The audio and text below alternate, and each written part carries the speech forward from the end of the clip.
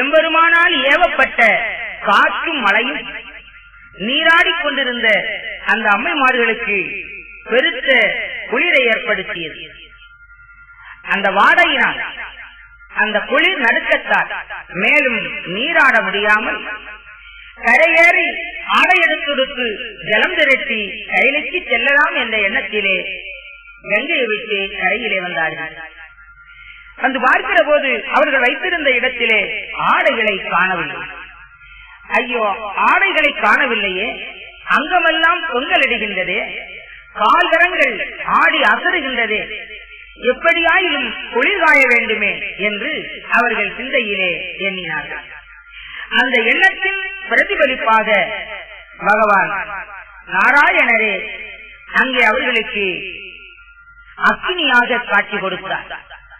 இந்த அனலை கண்டவுடனே அந்த அம்மைமார்கள் 7 பேரும் ஓடி சென்று அந்த அனலை சூழ்ந்து கொண்டார்கள். 7 பேரும் அந்த அனலை வளைந்து அப்படியே நெருங்கி குளிர் காய்ந்து கொண்டிருக்கின்ற போது உன்னி திருமால் ஓங்கார மோகமதால் கண்ணி 7 பேருக்கும் வயிற்றிலுற்றதம்மான அதே வேளையிலே தனலுருவில் இந்த எம்பெருமான் சச்சுருவம் கொண்டார். அந்த மகாவிஷ்ணுனுடைய தோற்றத்தை அவர்கள் பார்த்தார்கள். பார்த்த உடனே வெட்கப்பட்டார்கள். காரணம், அனல் என்று அல்லவோ வந்து நாம் ஆவி சேர்ந்தோம், இந்த ஆதி மகாவிஷ்ணுவா இப்படி வந்து நிற்கிறார், ஐயோ பொருளை அறியாமல் கெட்டோமே என்று அவர்கள் வெட்டிய அந்த வேளையிலேயே தனமேலே ஆளுக்கு ஒரு பிள்ளைகளை பெற்றுவிட்டார்கள். பிள்ளைகளை பார்த்தவுடனே அதற்கு மேலும் அவர்களுக்கு பயம். கன்னியர்களாக இருந்த நாம் மகள்களை ஈன்று விட்டோமே, இந்த பிள்ளைகளை எப்படி நாம் உரிமையோடு எடுத்து வளர்ப்பது? இது உலகத்துக்கு பெருத்த ஒரு பரிகாசத்துக்கு ஆளாகிவிடுமே என்று எண்ணி பயந்து கைலைக்காயும் ஓடிவிடுவோம் என்று வந்து கங்கை திரட்டினார்கள். கங்கையும் திரளவில்லை. ஐயோ, நாம் எல்லா விதத்திலும் மோசம் போய்விட்டோம் என்று அவர்கள் அழுது கொண்டு கனலை துணையாம் என்று ஆவி கற்பை இழந்தோம் கண்ணியரே, இப்பொழுது இந்த புனலை திரட்ட பிளநின்றி புத்தி அழிந்து விட்டோம்.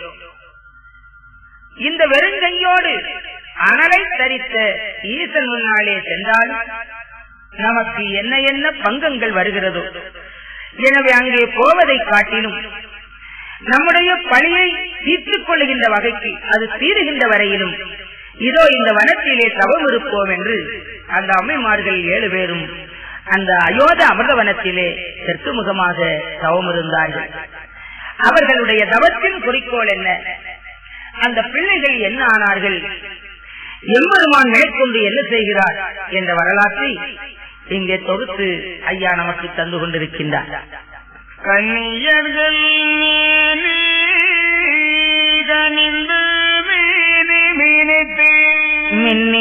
மின்னீதனங்கள் மிகுவால் சூரந்திடவே கற்புகுளது இலையுகானதற்கு அற்புத வேதங்கை அவர் நினைப்பு இல்லாமல் எல்லோரும் சுரவேதான் இணைந்து வல்லோனே என்று வரம் பெறவே நின்றனராம். நின்றாதவத்தின் நிலைமை இளமானை இன்று எங்கள் கற்பைடளித்த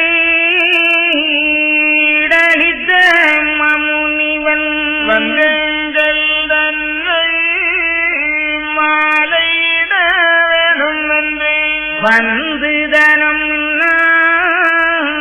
பவையலி பேரும் இதுரேதஞ்சம் என்று இருந்தாதவதிலே மாது ஒன்றில்ல மாதர் 7 பேரும் முகமாய் தேவியேழு பேரும் மிக்கதவது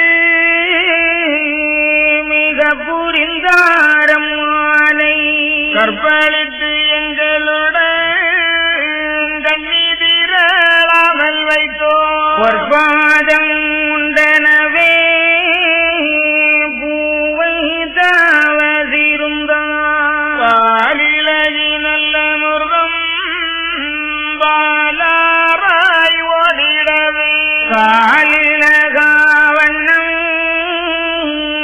கடுந்தவது செய்தனரே பிள்ளை எழுவேறும் பத்து பெருகிடவும் கள்ளம் செய்த முனிவர் கைப்பிடிக்க எங்களையும் மக்களையும் எங்களையும் மாமுனிவர் வந்தெடுத்து ஒக்க ஒருமித்து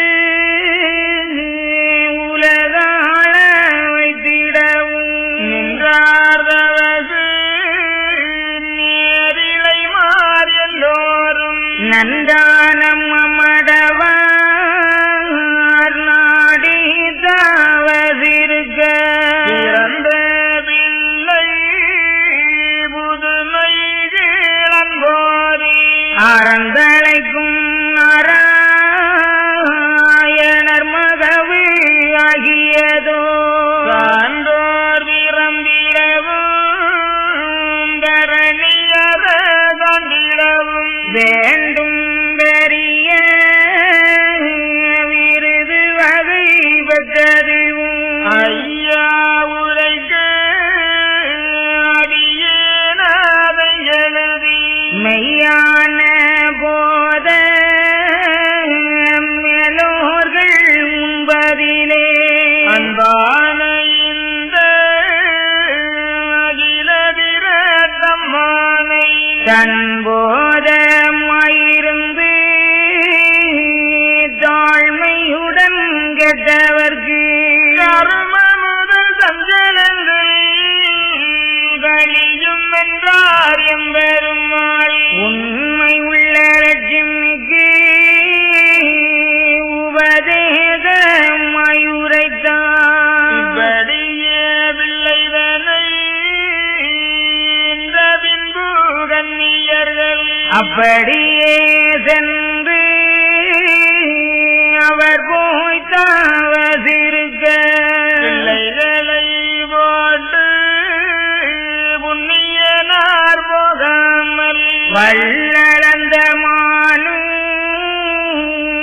மதனை தானை எடுத்து ஆரிடத்தில் இம்மதலை அடைக்கலமாய் வைப்போவென்று விசாரித்து நன்னாய் விசாரம் முற்றாரம் மானை தெய்வேந்திரன் பசுக்கள் திரைமேய கண்டவரும் கையதிலே சிங்குழலை கனிவாயில் வைத்திருத்தி நிறைவாளனவே நியமே தங்குதிடவே அரை நொடியில் அப்பதுக்கள் அங்கு ஒன்றும் இல்லாமல் அங்கு வந்து மயனுடன் அழைத்ததென்ன ஜெகிடுமாம் தங்குதலில் பாலும் என்று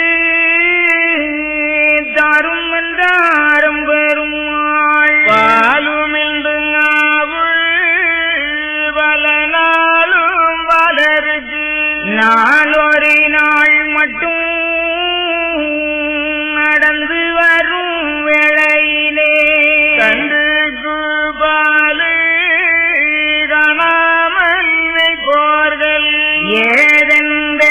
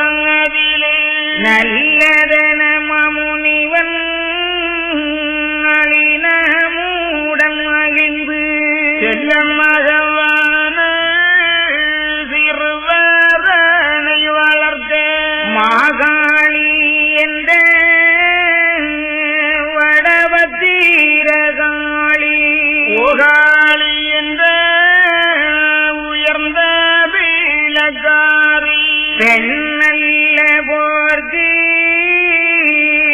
புருடன் மிக பொறாது விண்ணவரும் மன்னவரும் இருமாவும் பொறாது அப்படியே சுட்ட ஆங்கார மகாளி இப்படியே நன்றாய் வளிருக்கும் நலையிலே பிள்ளைகளை பெற்றுவிட்ட அந்த அம்மைமார்கள் 7 பேரும் பயந்து வெறுவி வெட்கி நாணி அந்த வனத்திலே போய் தவம் இருக்கிறார்கள். அவர் எதற்காக தவம் இருக்கிறார்கள்?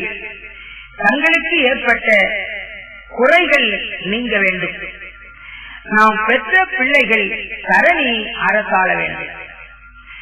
இன்று வந்து ஈடளித்த மாமுனிவன் வந்து எங்கள் தன்னை திருக்கல்யாணம் புரிந்து கொள்ள வேண்டும் என்றும், நாங்கள் இன்று பெற்ற பிள்ளைகள் 7 பிள்ளைகளையும் இனங்குறையாமல் எங்களுக்கு எடுத்து தந்து எங்களையும் மக்களையும் ஒன்று போல் வைத்து ஆள வேண்டும் என்றும் அவர்கள் தவம் இருந்தார்கள். அவர்கள் அப்படி தவம் இருக்க சான்றோர் விருந்திடவும் தரணியர சான்றிடவும் வேண்டும் பெரிய விருது வகை பெற்றதும் போன்ற இந்த வரலாறுகளை இனி நமக்கு ஐயா தொடர்ந்து உரைக்கின்றார். அந்த பிள்ளைகளை எடுத்துக் கொண்டு வந்து என்ன விதத்தால் இந்த பிள்ளைகளை வளர்க்கலாம் என்று ஆலோசித்திருக்கிற போது தேவேந்திரனுடைய பசுக்கள் அந்த வனத்திலே மேலே வருகிறது. அப்போ அவர்களிடத்திலே எம்பெருமான் கொஞ்சம் பால் கேட்கிறார். சங்கெடுத்து கொடுத்தவுடனே அதிலே பால் விழுந்து கொடுக்கிறது. அதை அந்த குழந்தைகளுக்கு கொஞ்சம் கொஞ்சமாக ஊட்டி நாளொரு நாள் மட்டும் வளர்த்து வந்தார். அதற்குள்ளாக தேவேந்திரனுக்கு என்ன செய்தி எட்டுகிறது? வனத்திலே மேலே சென்ற பசுக்களிலே இருந்து யாரோ பாலை களவு செய்கிறார்கள். ஐயா, நம்முடைய கன்றுகளுக்கு பால் போதவில்லை என்ற செய்தி எட்டியது. அப்போ இது அசுரர்களுடைய வேலையாக இருக்குமோ அப்படி என்று எண்ணி அந்த தேவேந்திரன் போர் தொடுத்து வருகின்றான். அவனுக்கு எதிராக எம்பெருமான் தன்னுடைய வஜ்ராயுதத்தை ஏவி விடுகின்றார். இந்த வஜ்ராயுதத்தை கண்ட அந்த தேவேந்திரன், இது நாராயணமூர்த்தியினுடைய வஜ்ராயுதம் அல்லவா, அவருக்கு எதிராகவா நாம் போர் தொடுத்து வந்தோம், ஐயையோ அந்த பக்கமே போகக்கூடாது என்று போர் ஒழுகி போய்விடுகிறார். எம்பெருமான் பார்க்கிறார், இப்படி உலகத்தை மிரட்டி உலகத்து சொத்தை களவு செய்து பிள்ளைகளை வளர்ப்பது நியாயமா? எனவே பொறுப்பான இடத்திலே பிள்ளைகளை வளர்ப்பதற்கு ஒப்படைக்க வேண்டும் என்று ஐயா எண்ணுகிற போது, இந்த பிள்ளைகளை வாங்கி வளர்ப்பதற்காக தவம் இருக்கின்றார் ஒரு தாய். மாகாளி என்ற வடபத்திரகாளி, ஓகாளி என்ற உயர்ந்த வழக்காரி, பெண்ணல்ல போர்க்கு பொருடர் மிக போரார், விண்ணவரும் மன்னவரும் வெறுமாவும் போரார். அப்படிப்பட்ட சுட்ட ஆங்கார அந்த மாகாளியை வரவழைத்து அந்த பிள்ளைகளை அவளிடத்திலே ஒப்படைக்க எண்ணினார். எதற்காக அவளிடத்திலே பிள்ளைகளை ஒப்படைக்க போகிறார்? அதற்கு என்ன காரணம்? அதை இங்கே எம்பெருமான் தொடர்ந்து சொல்லிக் கொண்டு வருகிறார். ஆனொருவதனாலியாவாரங்கள் வெற்றி தான் ஒருவந்தனையும் சக்தி ஊமைதனையும் தெனியாவரங்கள் வெற்றி கீழும் மேலும் அடங்கி துணிவாக தேவர்களை தூளிபடையவள் கொண்டு ஏக்கமுடன் 7 ஜெகல் கடந்து அப்புறத்தில் கோட்டையது இட்டு குறும்பு செய்து ஆண்டனே தேவர்கள் சென்று சிவனார்காவையம் விட மூவரும் ஒத்திருந்து முழுதும்பி தாரம் விட்டார். ஆனால் எதனையும் அளிக்க வகை இல்லை. இங்கே பூனாரம் பூண்ட புட்ட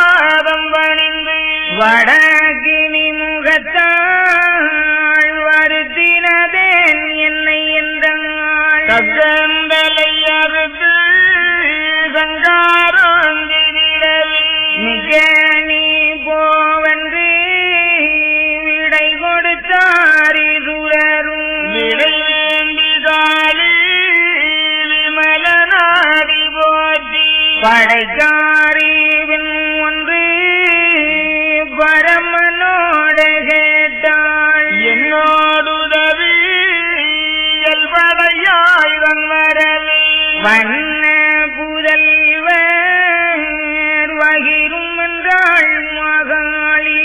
அப்போது சுரரும் அங்காரியை நோக்கி கற்போடு ஒத்த கண்ணியே உந்தனக்கு சரித்து பிறகு தகாது மகாளி மறித்து பிறக்காத மகாளிய உனக்கு இடையாய் ஒரு வசனம் இருக்கேள் ஒன்னுதலே படைக்காக பால பச்சைமால் தவனவே தவசு மிக புரிந்தால் சங்கு சாரதாமன் விபுசுதனில் பிறந்த வீரரலு இவர்களையும் உன்னை அழைத்து உன்கையிலே தந்தறிவான் தவது மிக புரிய போவனவே அரணாரிடையும் அருளி வீக கொடுத்தே பரமான தேவி பச்சைமால் தந்தனைத்தான் நினைத்து தவசு நெடுநாளாய் நின்றிடவே அனைத்துயிரும் காக்கும் அச்சுதரும் தனறிந்து மக்கள் எழுதர்களையும் மகாளிகை கொடுக்க கொக்கரித்து காளி கொண்டாடி தான் மகிழ்ந்து வாங்கும் அளவில் மமுனியை நோக்கி தாங்கி நின்று போற்றி அடி தாழ்ந்து எதை சொல்வார் வேத முனியே வித்தைகாரத்தோனே மாதவங்கள் கற்ற மாமுனியே மதலை ஆனோர்க்கு நாமும் அருளினே தருமென்றார் வானோர்கள் போற்றும் மாமுனியும் தன் மகிழ்ந்து உள்ளதுதான் என்று உடனே மானம் மகிழ்ந்து வல்ல சிவனறிந்து மறைமேதனை அழைத்து 33 முனிவரவதங்களையும் 44 கோடி நல்ல ரீதிகளையும் தேவர் முதலாய் தெய்வேந்திரன் வரையும் முதலோரையும் வருதி நாதர்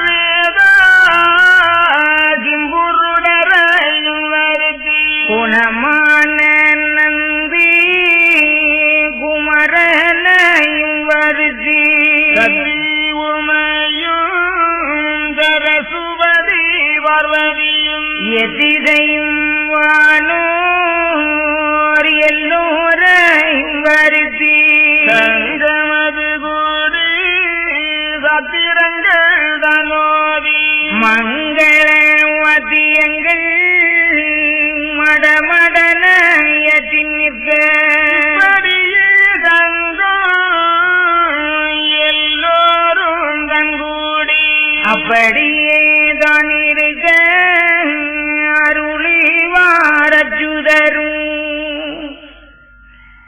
அன்னை பத்திரமாகாளியை வரவழைத்து அந்த அன்னையிடத்திலே இந்த பிள்ளைகளை கொடுக்க வேண்டிய காரணம் என்ன, அதை சொல்லி வருகின்றார். முன்பு ஒரு சமயம் தாரகாசுரன், தக்கன், இன்னும் அநேக அசுரர்கள் சிவபெருமானையும் பார்வதி தேவியையும் வணங்கி அழியாத பல வரங்களை பெற்று அதிகாரம் பண்ணிக் கொண்டிருந்தார்கள். அப்படி கரகாசுரன் என்று சொல்லக்கூடியவன் 7 கடலுக்கு அப்பால் கோட்டையிட்டு தேவர்களாலும் மூவர்களாலும் முனிவர்களாலும் பொதுவாக ஆனாலேயே அவனை அழிக்க முடியாது, அப்படி ஒரு வரத்தையும் பெற்றுக் கொண்டு அழிச்சாட்டங்கள் பல புரிந்தார். தேவர்கள் முனிவர்கள் வந்து சிவபெருமானிடத்திலே எடுத்துரைத்தார்கள். அப்போ இவர்களுடைய துயரத்தை எப்படி தீர்க்கலாம் என்று மூவரும் ஒத்திருந்து ஆலோசிக்கின்ற போது, ஆனாலே அவனை கொல்ல முடியாது, சாதாரணப்பட்ட பெண்ணாலும் அவனை அழிக்க இயலாது. அவனை அழிக்க வேண்டுமே என்று சொன்னால் இந்த புட்டாபலத்தால் என்று சொல்லக்கூடிய பத்திரமாகாளி ஒருவரால் தான் முடியும் என்று திட்டவட்டமாக அவர்கள் அறிந்து அந்த அன்னை பத்திரமாகாளியை வரவழைத்து தாரகாசுரனை கொல்லுவதற்காக அங்கே வேண்டிக் கொண்டார்கள். அவள் உடனே சரி என்று ஒத்துக்கொண்டு மீண்டும் சிவபெருமானிடத்திலே ஒரு விண்ணப்பம் செய்தார். என்ன சொல்லுகின்றாள்? தேவதேவா, என்னுடைய கூலிகணங்களாகிய பிசாசு படைகளை அணிவகுத்து வழி நடத்துவதற்கு எனக்கு பிள்ளைகள் வேணும் அப்படி என்று கேட்டார். சிவபெருமான் உடனே சொல்லுவார், அம்மா பத்திரமாகாளியே, நீயோ மரித்து பிறக்காதவள், உன்னால் குழந்தை தரித்து பிறக்க உனக்கு வழி இல்லை, அது முடியாது. நீ பிள்ளை வேணும் என்று கேட்டுவிட்டார். எனவே நிச்சயித்த ஒரு காலத்திலே அயோத்தியா அமிர்தகங்கை கரையிலே சப்த மாதர்கள் வயிற்றிலே நாராயணருடைய விபத்தில் பிறந்த பிள்ளைகள் 7 பேர், 7 லோக வித்துக்கள் சான்றோர் என பிறந்து வருவார்கள். அப்படி அன்று பிறக்கின்ற அந்த குழந்தைக்காக இப்பொழுதே நீ அந்த பச்சை மாலையை நினைந்து தவம் இருந்தால் அந்த தருணத்திலே அந்த குழந்தை உனக்கு உதவலாம் என்று சொல்ல, இந்த சார்ந்தவர்களுக்காக அந்த அம்மை பத்திரமாகாளியானவள் இன்னும் தவம் இருந்து கொண்டிருக்கின்றார். எனவே அந்த அன்னையை வரவழைத்து பிள்ளையை கொடுக்கலாம் என்று அந்த மாகாளியை அங்கே வரவழைத்தார். அவளும் ஓடி வந்து அண்ணா என்று அன்புடனே பதவணங்கி நின்றாள்.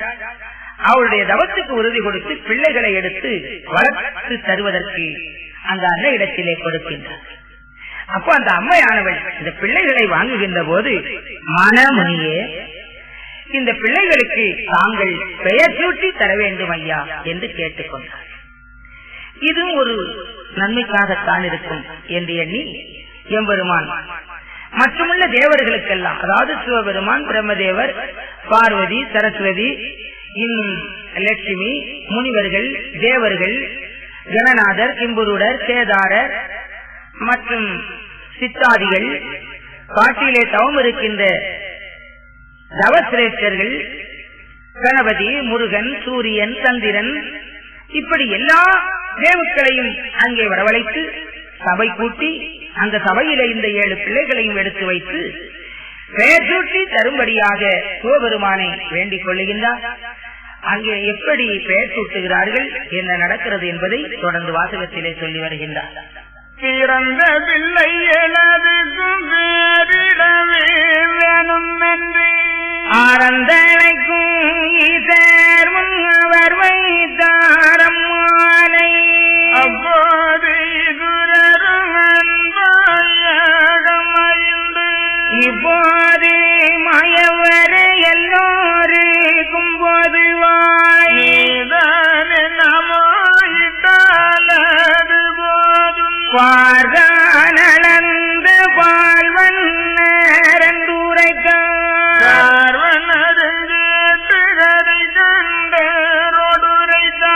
தார்வன்னரே முதல் பேதாமுரைக்க வேணும் என்றார். நல்லதுதான் என்று நாட்டு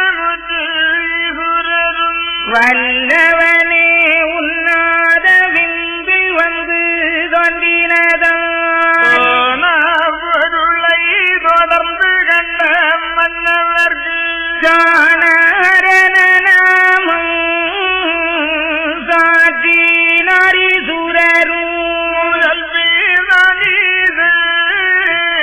மொழிந்த பின்பு வேதாம்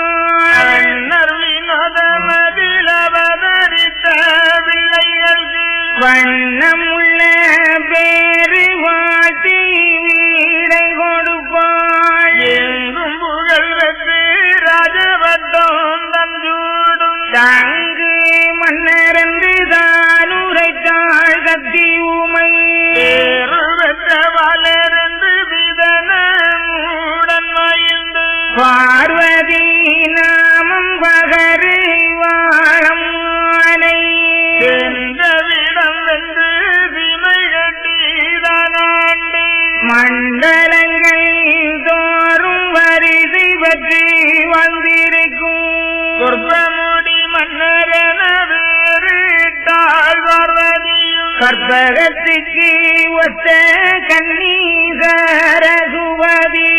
வெள்ளானை வெந்தென்று வெண்டாமரை உரைத்தாள் பிள்ளையாதானும் பிரிய மூடன் மகிழ்ந்து உள்ளவனின் நாம உரைக்கிறாரன்போது நன்றான வீர நகுல வேந்தன் எனவே அன்றானை முகத்தோன் அருளினர்கள் நம்மானை சண்முகன் தன் மகிழ்ந்து தவலோக மன்னரன்று வெண்முக முன்னைக்க விளம்பினர்கள் நம்மானை வானோர்கள் வேத மாமுனியோதான் மகிழ்ந்து தானம் அயனவர்தான் பெற்ற வளருக்கு தர்மகுல மன்னரன்று சாத்தினாரம் மாலை கருமமில்லாதவர் கரிய மால் வளருக்கு மெய்யுடைய பாலன் மேலும் வந்திருக்க தெய்வகுல மன்னர் என்று திருநாமோ இட்டனரி வீரியமாய் சூரியனும் வெற்றி மால் பாலருக்கு சூரிய குலவென்றென்று சொன்னார்கள் நம்மானை வாசவனும் தன் மகிழ்ந்து மாயனுட பாலருக்கு விசைய வேந்தரென்று நமமிட்டார் இப்படியே நாமம் இவர் மொழிந்தறிகிறது தம்முடைய சன்னாதி கருத்தாகவே உரைப்பார் நாட்டுக்கு உடைய நாதனுட கண்மணிக்கு காட்டுராஜன் எனவே கருத்தாக நமமிட்டார் இப்படியே இதர் முதல் எல்லோரும் நமம் விட்டு அப்படியே பிள்ளைகளுக்கு அவரவரே கவனிந்து சத்தி உமையும் சரதுபதி பார்வதியும் எத்திசையும் வைக்க எடுத்து தாராட்டு வரம் அமிதம் அது ஜனையிட்டு எல்லோரும் தன் மகிழ குமுர்தவாய் சொல்லுடையார் புறவையிட்டு தன்மையின்றி அண்டர் முனிவோர்கள் எல்லோரும் பார்த்திருக்க கண்டாமரை மாது தலாட்ட உத்தரித்தாள் அப்போ அந்த சபையிலே பிள்ளைகளை கொண்டு வைத்து எல்லோருமாக சிவபெருமானையே முதல் பெயர் சூட்டும்படியாக கேட்டுக் கொள்ளுகிறார்கள். அவர் எப்படி பெயர் சூட்டுகின்றார்? வாழ்த்தி பெயர் சூட்டுகின்றார். நல்லவனாகிய நாரணரே, உம்முடைய நாதவிந்திலே தோன்றிய காரணத்தினால் இந்த பிள்ளைகளுக்கு சாணார் என்று பெயரிடுகின்றேன். காரணம், தோணா பொருளை தொடர்ந்து கண்ட மன்னவர்கள், எனவே சாணார் என்று நாமமிடுகிறேன் என்று பெயர் சூட்டினார். அடுத்தபடியாக பிரம்மதேவர் சான்றோர் என்று பெயர் சூட்டுகின்றார். கல்வி கேள்வி ஒழுக்கங்களிலே சிறந்தவன், சார்ந்த குணமுடையவன், எப்பொழுதும் இறைவனை சார்ந்து செயல்படுகிறவன். அடுத்தபடியாக நாராயணர் நாடாழ்வார் என்று பெயர் சூட்டினார். நியாயம் இருப்பதினால் நாடாழ்வான் என்று சொல்லுவார் ஒரு இடத்திலே. இவர்கள் நியாயத்திலே சிறந்தவர்கள், தர்மிகள், தர்ம திறவான்கள் என்ற நிலையிலே நாடாழ்வார் என்று பெயர் சூட்டினார். அடுத்தபடியாக அன்னை உமையவள் எங்கும் புகழ்பெற்று ராசவட்டம் தான் சூடும் சங்கு மன்னர் என்று பெயர் சூட்டினார். இந்த பாருக்கு அதிபதியாகிய பார்வதியாகிய மகாலட்சுமி இவர்கள் மண்டலங்கள் தோறும் வரிசை பெற்று வாழ்ந்திருப்பார்கள். சென்ற இடமெல்லாம் சீமை கட்டி ஆண்டிருப்பார்கள். பொற்பமுடி மன்னர்கள் அப்படி என்று பெயர் சூட்டினார். கற்பகத்துக்கு ஒத்த அன்னை கலைமகள் சரஸ்வதியானவள் வெள்ளான வேந்தர்கள், அதாவது தேவேந்திரனுக்கு சமமானவர்கள் என்று பெயர் சூட்டினார். பிள்ளையார் சொல்லுவார் நன்றான நகுலகுல வேந்தர் என்று சொல்லி. சண்முகனும் பெயர் சொல்லுவார் தவலோக மன்னர்கள் என்று. வானோர்கள் முனியோர்கள் சொல்லுவார்கள் தர்மகுல மன்னர்கள் என்று, மேலும் தெய்வகுல மன்னர் என்றும், சூரியன் சூரியகுல மன்னர் என்றும், சந்திரன் சந்திரகுல மன்னர் என்றும், காட்டிலே தவம் இருக்கின்ற முனிவர்கள் கற்புடையவர்கள் இவர்கள் காட்டு ராஜன்மார்கள் என்றும் பெயர் சூட்டினார்கள். இப்படியாக வந்தவர்கள் எல்லாம் பிள்ளைகளை வாழ்த்தி பெயர் சூட்டி அவரவர்கள் கொண்டு வந்த பரிசு பொருள்களை பிள்ளைக்கென்று அணிந்து அழகு செய்து பிள்ளைகளுக்கு அழகு அழகான தொட்டில்கள் அமைத்து அந்த தொட்டிலே அந்த குழந்தைகளை கிடத்தி தாலாட்டி மகிழ்கின்றார்கள். இப்பொழுதும் அன்னை கலைமகள் கலைவாணி தாலாட்டுகிறார் என்று